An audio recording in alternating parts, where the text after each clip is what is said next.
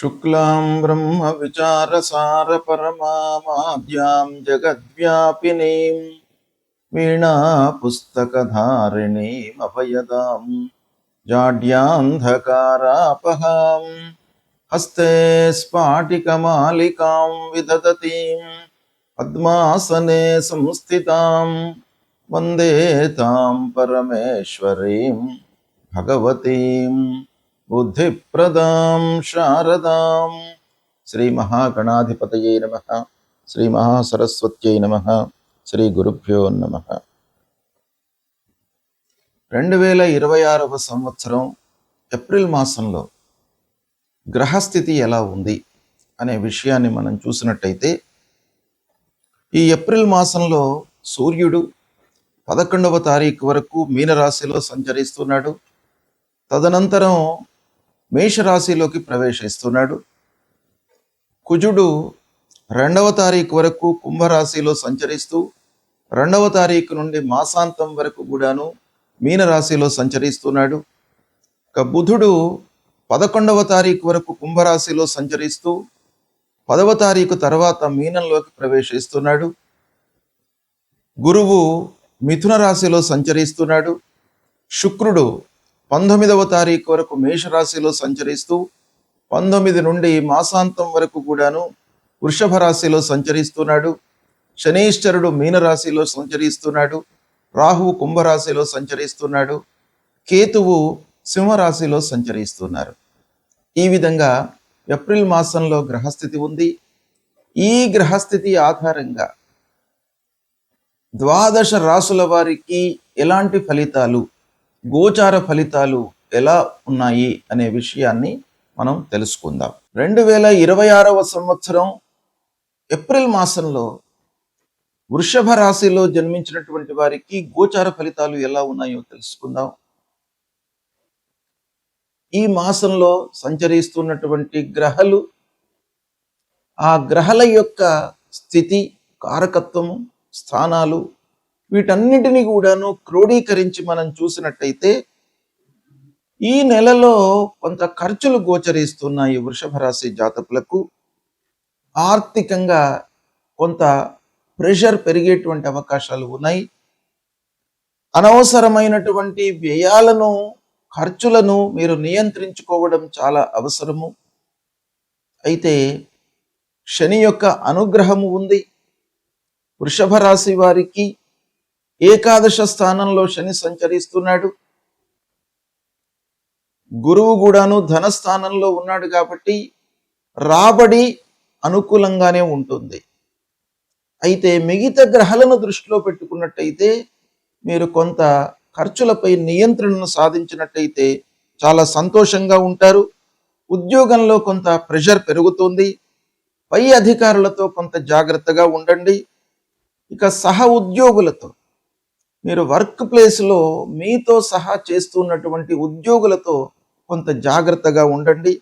వారితో విభేదాలు తలెత్తేటువంటి అవకాశం ఉంది. ఇక వ్యాపారం చేస్తున్నటువంటి వాళ్ళ విషయం ఆలోచించినట్టయితే వ్యాపారం బాగానే కొనసాగుతుంది. అయితే మీరు ఊహించినంత లాభాలు ఉండకపోవడం మూలకంగా కొంత ఇబ్బందికి గురయ్యేటువంటి అవకాశాలు ఉన్నాయి. కనుక కొంత జాగ్రత్తగా మీరు పెట్టుబడి కానివ్వండి, ఖర్చులు కానివ్వండి, వేరే ఏవైనా ఒప్పందాలు చేసుకునేటప్పుడు కానివ్వండి, కొంత జాగ్రత్తలు తీసుకోండి. కొత్త పెట్టుబడులను కొన్ని రోజుల కొరకు మీరు పోస్ట్ పోన్ చేసుకోవడం చాలా మంచిది. ఇంటి లోపల చిన్నపాటి మనస్పర్ధలు ఏర్పడే అవకాశాలు ఉన్నాయి.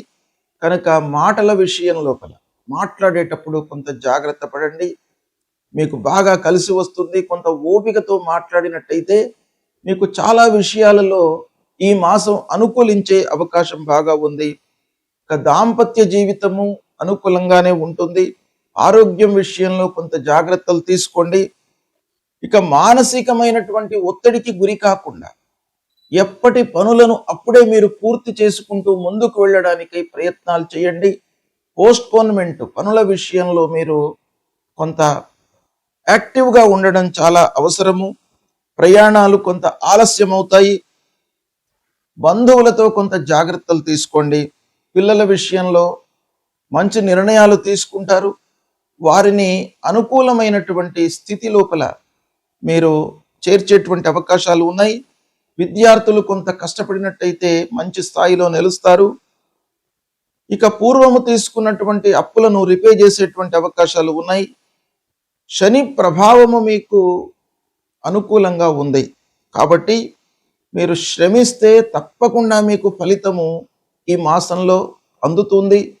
అందున ద్వితీయ స్థానంలో బృహస్పతి ఉన్నాడు. మిథున రాశిలో బృహస్పతి సంచరిస్తున్నాడు కనుక ఈ రెండు ప్రధానమైనటువంటి గ్రహాల యొక్క అనుకూలత బాగా ఉంది కనుక అనవసరమైనటువంటి నిర్ణయాలకు దూరంగా ఉంటూ కొంత మనస్సు నిలిపినట్టయితే మీకు చాలా విషయాలలో మంచి ఫలితాలు కలుగుతాయి. గ్రహస్థితి ప్రతికూలంగా ఉన్నప్పుడు మనము చేయవలసినటువంటి కర్తవ్యాలు ప్రముఖంగా శాస్త్రంలో చెప్పబడి ఉన్నాయి. వాటిని మనము పాటించినట్టయితే ఆ గ్రహాల యొక్క అనుకూలత అనుగ్రహము లభిస్తుంది. మరి ఏం చేయాలి మనము అని అంటే ముఖ్యంగా ఆరోగ్యపరమైనటువంటి విషయాలపై సూర్యుడి యొక్క సంచారం ప్రభావాన్ని చూపిస్తుంది కనుక ఆరోగ్యము కొంత ఇబ్బందికరంగా ఉన్నప్పుడు అనవసరమైనటువంటి ఆలోచనలతో మనము సతమతమవుతున్నప్పుడు సూర్యనారాయణుణ్ణి మనము పూజించడము చాలా ముఖ్యం.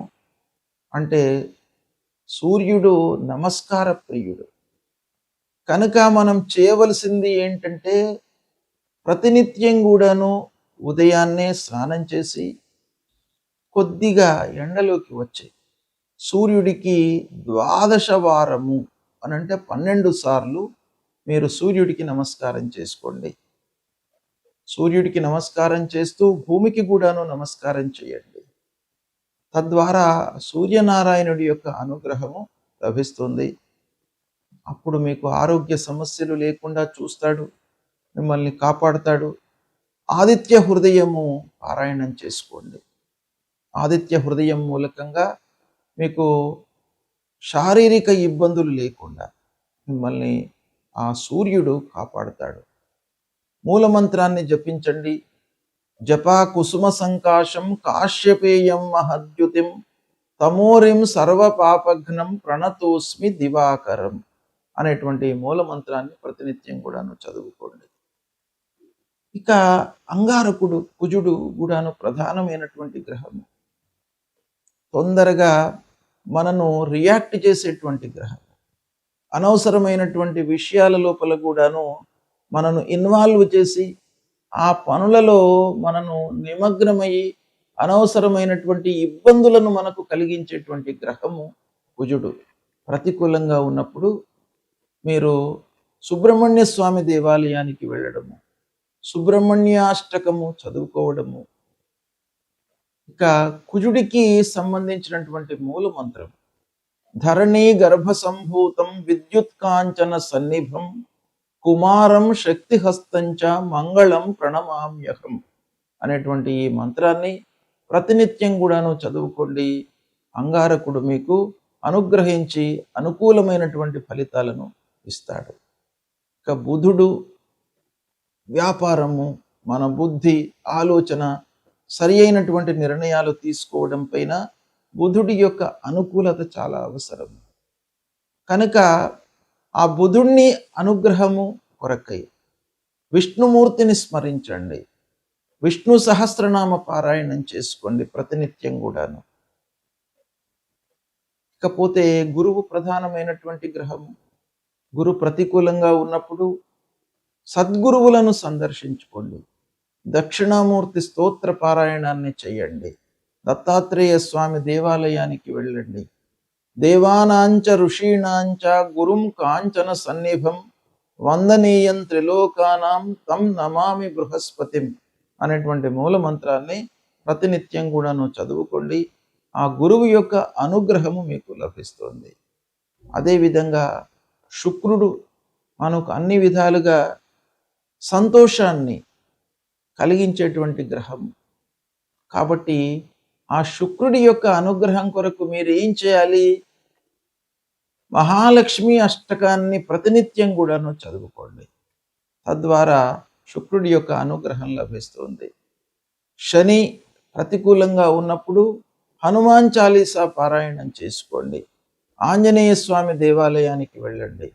నీలాంజన సమాభాసం రవిపుత్రం యమాగ్రజం ఛాయా మార్తాండ సంభూతం తం నమామి శనైశ్చరం అనేటువంటి మూలమంత్రాన్ని చదువుకోండి. రాహు ప్రతికూలంగా ఉన్నప్పుడు అమ్మవారి దేవాలయానికి వెళ్ళండి. రాహు మూలకంగా మనకు ఎన్నో ఇబ్బందులు, భయము, ఆందోళన ఇలాంటివన్నీ కూడాను కలిగే అవకాశాలు ఉంటాయి. ఛాయాగ్రహము మనిషి కంటే కూడాను ఛాయ అనేటువంటిదే చాలా మనకు ప్రధానంగా మనను ఇబ్బంది పెట్టేటువంటి గ్రహము. కనుక అమ్మవారిని దర్శించుకోండి. అర్ధకాయం మహావీర్యం చంద్రాదిత్య విమర్దనం సింహికా గర్భ సంభూతం తం రాహుం ప్రణమామ్యహం అనేటువంటి మంత్రాన్ని ప్రతినిత్యం చదువుకోండి. ఇక కేతువు మీకు ప్రతి విషయం లోపల కూడాను ఒక విరక్తి భావనను కలిగించేటువంటి గ్రహము. ప్రతికూలంగా ఉన్నప్పుడు తప్పకుండా మీ లోపల వైరాగ్యాన్ని ఇస్తాడు. అంటే ఆ పని పైన మీకు అశ్రద్ధను కలిగిస్తాడు. శ్రద్ధ అనేటువంటిదే చాలా ముఖ్యమైనటువంటిది. ఇంట్రెస్ట్ ఉంటే మనకు మార్గాలు ఉంటాయి. కాబట్టి ఆ కేతువును మీరు అనుకూలం చేసుకోవడానికై గణపతిని స్మరించండి. గణపతి దేవాలయానికి వెళ్ళండి. ఫలాశ పుష్ప సంకాశం తారకా గ్రహమస్తకం రౌద్రం రుద్రాత్మకం ఘోరం తం కేతుం ప్రణమామ్యహం అనేటువంటి మూల మంత్రాన్ని జపించండి. మీకు తప్పకుండా ఈ గ్రహాలకు సంబంధించినటువంటి దుష్ప్రభావము దూరమవుతుంది. ఆ భగవంతుడి యొక్క అనుగ్రహం లభిస్తుంది.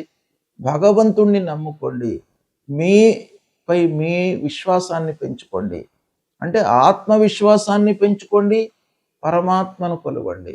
తప్పకుండా మీకు శుభ ఫలితాలు కలుగుతాయి. శుభం.